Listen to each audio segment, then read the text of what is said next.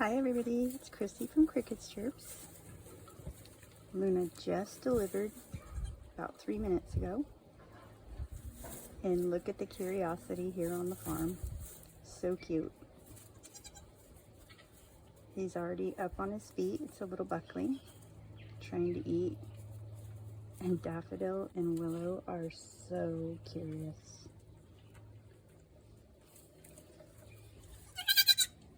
Come on, little guy.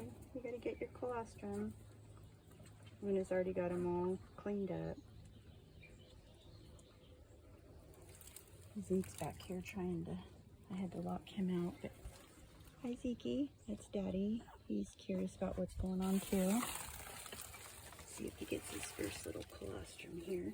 That's what they automatically stand up and try to go for their first colostrum. Looks like he's getting his first bite to eat, which is what should happen. He's very big. I'll weigh him. Luna always has 6-pounders, which is big for a Nigerian dwarf. And he looks like he might be about that. She had a really, really hard time this time.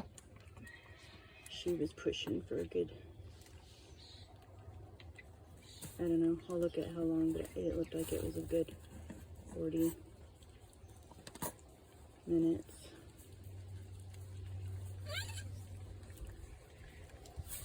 He's gorgeous, little buckskin. Luna's a buckskin chamois, so she always throws beautiful babies. I don't know if she's done yet, but she so far each time has had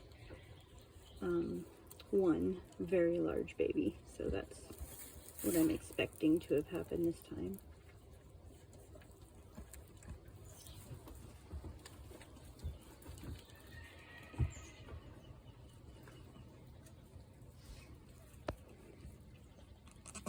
Welcome to the world, little boy. You are gorgeous.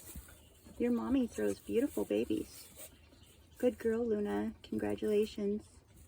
Happy birthday, little guy.